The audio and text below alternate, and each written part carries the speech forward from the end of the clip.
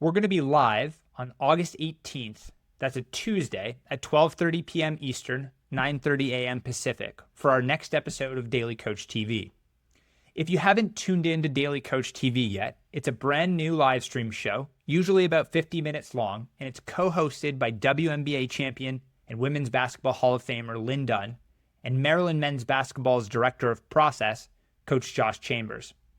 Our past episodes have featured Carol Hutchins from Michigan softball, Desireé Reed-Francois from the University of Arizona, Coach Mora at Colorado State, Mark Tressman, Jay Martin, and Michael Lombardi. In our upcoming episode, our co-hosts, as well as a panel of guest coaches, will be discussing the differences and approach between building a program and sustaining the success of a program. You can join us live by registering at the link in the description, but if you can't join live, register anyway, and we'll send you a copy of the replay that you can watch until the end of the day on Sunday. And don't forget to bring your questions to the live show. We'll see you on August 18th. All right, everybody, welcome in and welcome back to Daily Coach TV, our monthly live show where we discuss leadership, culture, coaching, and everything in between that triangle. I am your co-host, Josh Chambers, joined by the legendary Lin Dunn. Today's topic of discussion is finding leaders, hiring, recruiting, interviewing, evaluating, predicting human performance as it relates to your program. I'm very excited today because we have an esteemed panel joining us with a wealth of diverse experience relative to that topic of leadership and specifically finding leaders. Desireé Reed-Francois joins us, the current athletics director at University of Arizona. Desireé is just one of two active female minority athletics directors at a Power 4 institution. So that speaks volumes of her ability to lead and her ability to find leaders. Coach Jim Mora Jr., the current head coach at Colorado State, their football program. Coach Mora has been an NFL coach at two different franchises, three different college programs, and won NFC Coach of the Year in 2004. Coach, super excited to chop it up with you and talk about your experience finding leaders at multiple stops in the NFL and at the college level. Coach Lombardi, Michael Lombardi, is with us today, the active general manager with the University of North Carolina football program. Coach Lombardi has won 3 Super Bowls. He's been an NFL GM and worked alongside multiple Hall of Famers, and he is a deep friend of mine. So personally, very excited to talk leadership with him. And before I get started, I just wanted to pause and make sure our audience and the viewers know the Daily Coaches leadership groups. This is for 3 years now. The Daily Coaches put on monthly Zoom calls where small groups and leaders gather to discuss key leadership topics, just like we're doing today with finding leaders. Lynn and I both join at least one, if not more, of those calls every month. I know Coach Mora, you've been on some of those calls. If you're leading a team right now and looking for a small group of like-minded individuals, coaches, leaders, business professionals, and looking for challenges that'll grow your program and have conversations that will expand your perspective, I would seriously consider applying for one of those small groups. There's going to be a link in the YouTube description below. They have groups for coaches at every level and business leaders as well. So with that being said, we'll kick it off here. I want to start with Desireé. You've been an AD at 3 different universities. You've probably hired a position on every part of the org chart. So I thought this would be a good launch point for our discussion today. Your perspective will lead to some really fruitful conversations, I think. And to kick things off, I want to ask you, if you're a leader, you're recruiting, you're hiring, you're evaluating a potential talent to bring into your building. And if I took away the resume, the references, every metric that kind of the traditional hiring process or recruiting process would consider, what would you say is the one trait to bet on? What's the one thing you'd evaluate a potential hire on? What's your North Star as you make decisions as the leader to bring in another leader to your program? Honesty. Before you get to all of the competencies and the resume, you got to have the character. If I can't teach character, and I want to see, is that person, when things are hard, is he or she going to tell me the truth? Because like I said, I cannot teach you to be an honest person. You either are or you aren't. And it's easy to be honest when times, or candid when times are easy and everything's going well. But when you're in that crucible moment, how are you going? How are you going to lead? How are you going to impact others? Are you going to do it with the integrity that is necessary? Because if you're not, then this isn't the right space for you. Yeah, no doubt. I think so much of leadership is honesty, right? Being honest with yourself, and then being honest with your coaching staff, being honest with your teammates. Um, I'll be curious, Lynn, did you have an experience within your, I know similar to Desireé in Coach Mora, you've worked in the professional ranks, you've worked in the college ranks, your experience in terms of honesty and finding leaders, and how that kind of, how you would reflect on that. Well, obviously, whenever someone in a leadership role is under duress, that's when you find out who they really are. Adversity reveals character. It doesn't build character, it reveals it. So, fortunately for me, I've seen the good, the bad, and the ugly. And I think we all probably have at some time. And I love the fact that that word that came out of Desiree's mouth was honesty. And I ditto, ditto, ditto. So thank you so much for that comment. I'm going to segue over to Jim and Michael a little bit, and I'm going to start with Jim because of all of your experiences. My goodness gracious, college and pro, and you've coached some of the best. And I'm really interested in the players that come to your mind when I say who brought great leadership skills to your program. Who were they? Maybe one stands out, maybe two. And why were they so fantastic with their leadership skills? I know everyone will want to hear this. Well, thanks for the question, Lynn. I've been very fortunate in my career to be around a lot of great players who are also great leaders. And when you can have a great leader who is also a great player, then that's ideal. But I think that that leadership is something that reveals itself through someone's actions and not necessarily words.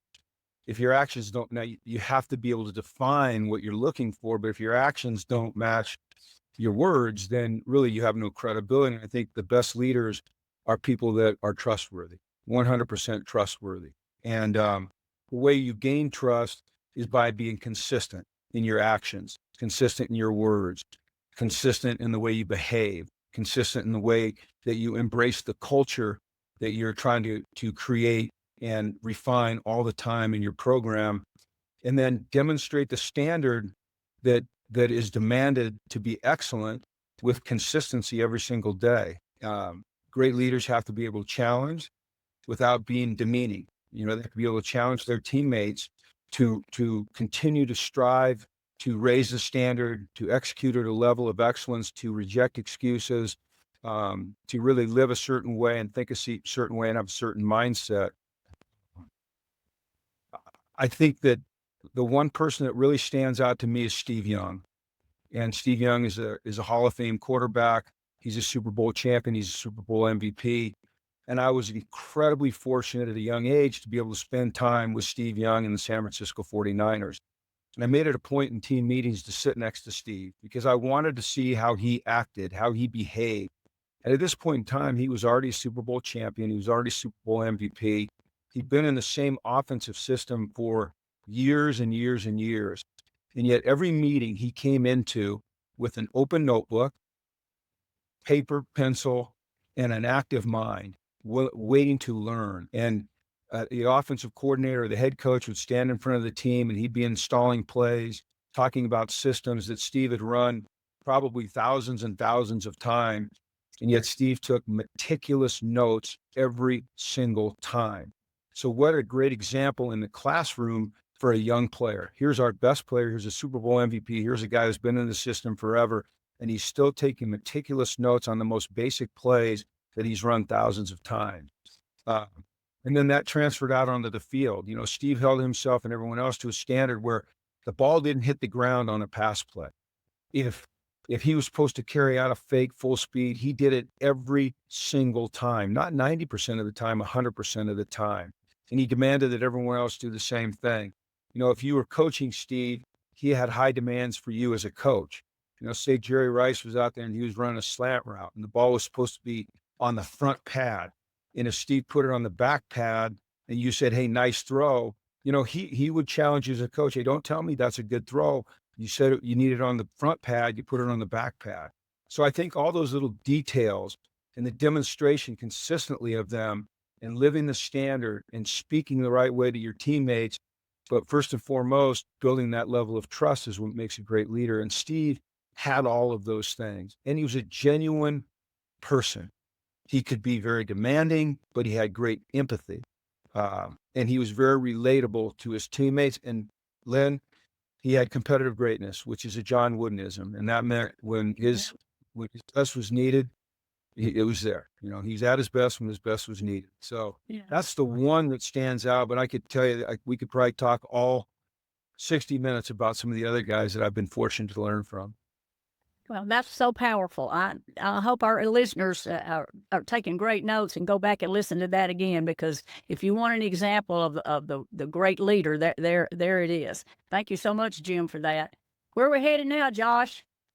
Michael, I want you to jump in on that because I think being with the Patriots and now as the GM of North Carolina football, how important is that? Obviously, not everyone can be Steve Young, the talent, but how important is it in the locker room when your best players are the ones holding the standard and coaching the players? And then how important is that from a coaching staff or a front office that you can coach your best players and be the example and count on them to be the example of leadership that you need? I know you'll have some passionate thoughts on that kind of point that Coach Mora alluded to. I think what the key on what Jim said was that Steve wanted to be coached, right? And so when your best player and your best leader demands to be coached, the other players in the room sit there and watch it and they say, wait a minute. I used to Jim sat next to Young. I sat in New England next to the free agent offensive lineman in the back of the room, and to watch their faces when Brady was getting yelled at for not completing a pass by Belichick, a simple throw that Brady wanted to be coached on that. And those guys would make faces and look at me like, oh my God, he's yelling at Tom Brady. How could he yell at Tom Brady? Tom Brady's the greatest player on the team.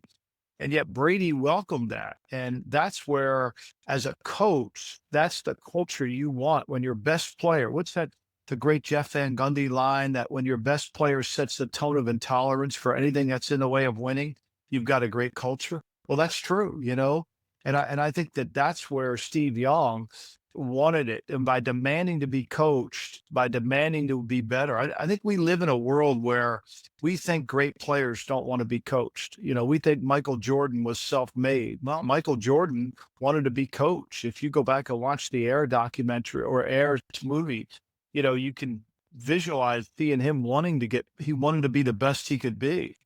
And I think that's what we have to start with in terms of developing leadership is how well do you want to be? Ronald Reagan had a great line. He said, the greatest leader isn't necessarily the one who does the greatest things. He's the one that gets people to do the greatest things.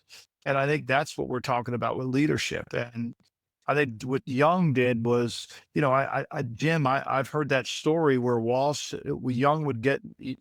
told Young, when you get into the huddle, with 1 minute and 30 seconds left to go in the game, and you've got to be able to, and we're down by 4 and we need a touchdown, they all got to look at you and believe you can get it done. And every day, Young worked hard to prove that when that moment happened, then ultimately it became the right moment. It's that daily habits that create the moment of championship. Championships are never won the day you play them. Championships are won on like we wrote about today in the Daily Coach, they're won on a Tuesday or a Wednesday when nobody's watching. Steve, every day walked into that meeting room or onto that field, not believing that he had it figured out. He never said, I've got it. And I think those are 3 words that can be real poisonous. I've got it. He walked into that every day with all he'd accomplished, still with the feeling that he had to prove himself. And so that permeated the whole team. And, Mike, people talk about the Patriot way, and we talk about the 49er standard, and it's really the same way. It's a way that we can, it's the way that we think. It's the standards we uphold. It's how we talk to each other. It's, the organizational, the routine, what we eat. And your great leaders, they don't just accept it, they embrace it. They want it. And then they want to demonstrate it. And then they expect the young people or the people that join their team to adhere to it. And I always think about the Patriots. And what I was always amazed at is how Coach Belichick could bring in some players that maybe had a reputation of being kind of a lone wolf or maybe a problem.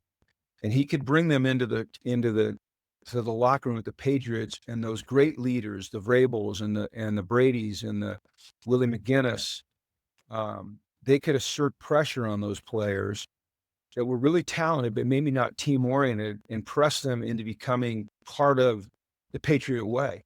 And yet, I believe this, and Mike would know firsthand, that when they demonstrated that they weren't going to adhere anymore to the Patriot way, then he got rid of them.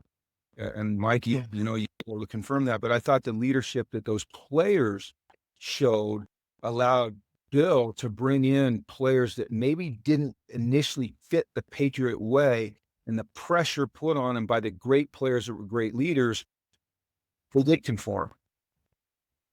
It's like we traded for Albert Hainsworth, and we traded for and he traded for Randy Moss, two really talented players. Corey Dillon. Corey Dillon, right? But Dillon liked football. Randy loved football. Albert hated football. And so you couldn't get him to change his habits because he just generally didn't arrive at, I love to win. I love to be competitive.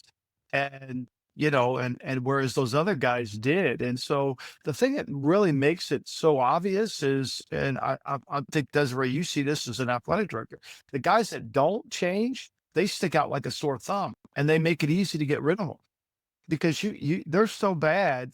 Like our first year at North Carolina, it was a collection of players that we didn't really bring in. It was a collection. This year, you can go into the team dining room and you go into the practice field and you could feel, the team bought in completely. Whereas I'm not saying we're going to be any better or improved, but our culture's improved, which is the first step in building a foundation. I don't want to occupy too much time here. We're talking about leadership, and depending on your leaders to help you recruit the right type of character, I think is really important. As a coach, we can go in and we can evaluate the talent. We can see the tangibles, the intangibles. We can predict where they're going to go based on measurables and things like that.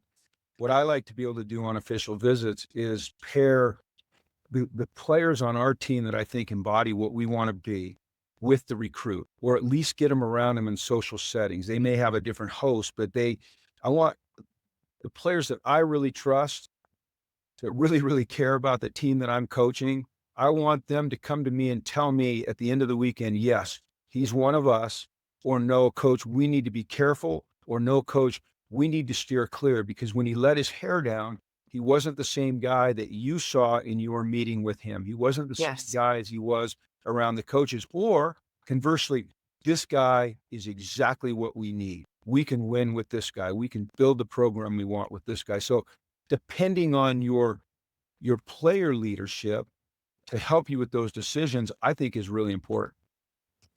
And that's the same thing. And I'm sorry, Josh and Coach Dunn. That's exactly the same thing in my world as well. Right. I remember when we were hiring a basketball coach when I was at UNLV, and you do all your research. But really what it comes down to is who knows those two candidates when you're thin slicing at the very end. And we ended up hiring TJ Otzelberger, but I had hired Don Sullivan, who was our volleyball coach. Don was an assistant at Iowa State when TJ was an up and coming assistant coach. And man, I just poured into Don, and you would think I was doing a CIA briefing. And I like talking to equipment managers. I like talking to academic advisors. I want to talk to other assistant coaches in different sports because I want to see how is that. It's really easy in the 2 hours, 3 hour interview, right, to put on your best face. But how are you treating others who maybe can't help, who you think can't help advance your career?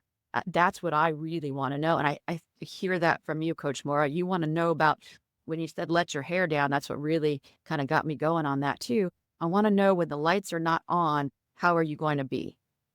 So Coach Kenny Dillingham at Arizona State, Desiree, that reminds me of something he says that he does in his hiring or recruiting process. They bring, like all teams, organizations do, they bring their recruits or their potential coordinators out to dinner. And he puts an emphasis on how do they treat the waiter or waitress? How do they communicate with that service staff member? Are they clear and concise with their words? Are they respectful? He gathers a lot, almost to your point about getting other data points from different people or sources and adding to that information, that wealth of information. He's able to kind of discern what's important to his program at Arizona State and find ways that you can get around the facade or the best Instagram version of ourselves that we're putting on in these interview or recruiting processes and figure out who it is at the core level. And so, Michael, I want to ask you, 1,000 recruits probably on your board with UNC football right now. And over the course of the last decade or two, 1,000 more interactions with coaches, players that you're evaluating. Is there a false positive trait, like one that you believed early on in your career that was super important? And since you've been in enough living rooms, you've gone to enough dinners, you've interviewed enough candidates or players that you want to bring into your building, you realize aren't as important, or maybe could signal a positive attribute, but maybe it's more correlation than causation? I think, the one difference is to getting through the understanding of, as it relates to leadership, who works hard. A lot of people think the loudest voice in the room is the leader. A lot of people think the guy who works the hardest is the leader. You want somebody who works hard, but really what Jim wants, what I want, all the coaches want is who's the most competitive person in the room. And competitive, as it's a champion, as Jim mentioned about John Wooden, championship competitiveness. Who is competitive? And so for us early on, where we made mistakes, and we still do, is when we can't differentiate between work habits and competitiveness. We see a kid, we see a kid who's overweight and out of shape, and we immediately think he's lazy and not competitive. And we see a kid who's in great shape, and we think he's ready to go, and because he works hard, but when the game goes, he's not competitive. So I think really nailing down on competitiveness is probably something that we learned over the years, and trying to understand how to define competitiveness in everything that the player does. Does he not, because I'm not sure now, being in college for a year and a half, that you can be a competitive person and be happy to get an F in a class. Right. I just don't think those go hand in hand. I think if you're competitive, you want to be able to achieve something in everything you do. And, what Jim mentioned about having the recruits go with the other recruits, we call those multipliers. We want to multiply players. We want to have one player multiply to another player, to another player, to another. So we have a team of multipliers. Not that we're all alike, because we all look different. We all come from different backgrounds. But at the end of the day, our competitiveness is what's going to multiply all of us to get to where we want to go. And that creates the connection that we need to create the culture that we want. Mhm. Yeah. Coach Dunn, your thoughts? Yes, I was thinking about the 49ers way and the Patriots way, and Desiree had a wonderful opportunity. She was at Tennessee, and she got to see the Pat Summitt way, and that's another unbelievable experience. And I would love to hear your thoughts, Desiree, on what that was like. Coach Summit, thank you. Coach Summit taught me one of the most valuable lessons I've ever had as a leader. And I remember I oversaw men's basketball. And at the time, we were separate athletic departments. We were the men's side and the women's side. And I was hired on the men's side. So I was the first female hired on the men's side. And I oversaw men's basketball. And this was Coach Pearl at the time. And we had we got this gift, and we were building a Hall of Fame. And so my job was to go in and create like the Hall of Fame that Coach Summit would like and Coach Pearl would like. Well, as you can imagine, at this time, Coach Summit had a few more national championship trophies. I think on the men's side, we had like a pineapple trophy because we won some pineapple cup or something like that. But so my job was to go in, and I went, and I'm a lawyer by trade, and I over prepare, especially if I don't really know the space. Like that's what I do. I prepare so it gives me the confidence. I remember going into this meeting, and I had Coach Pearl, and then I had my counterpart on the women's side, a lady named Donna Thomas, and then Coach Summit. And so I had to present to both of them. And so I had all these exhibits, and I had, why I thought we should have the Hall of Fame this way and how we were going to redo the offices, this whole great facility project. And halfway through my presentation, I'm looking, and Bruce was there, and he was helping me, but I was looking, and there was no there with Coach Summit. Like she was just not paying attention at all. And I'm like, oh my gosh, I'm failing miserably. And so we finished the meeting, and afterwards I got up with some courage, and I went to her office, and I said, ma'am, I just noticed that maybe I wasn't, was I not presenting that well enough, or was I not prepared? And she said, listen, until I know that you care, I'm not going to listen to you. And I thought, well, of course I care. I put so much energy in this. And so it was really humbling. Like I thought that by me being overly prepared, I was showing the respect that this great woman deserved. And I thought, how am I going to prove to her that I care? And so I went to her assistant coach, a great lady by the name of Holly Warlick. And I said, Holly, how do I prove to her that I care? And she said, come to practice. She's like, you have never been to practice. You go to the games, but you never go to practice. And at that time, I thought practice was a sacred space. I didn't want to intrude. And I was, in all candor, I was probably worried about my checklists. So I made a point. I went to practice at Thompson Bowling, and I sat in the way back, but I stayed and I watched practice.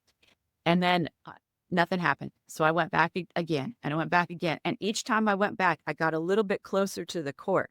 And after about 2 weeks, and Holly would laugh at me, I would see her out of the corner of my eye.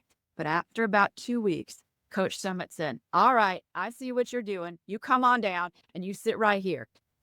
And she's like, all right, now what do you want to do about this Hall of Fame? And what do you want to do about this office space?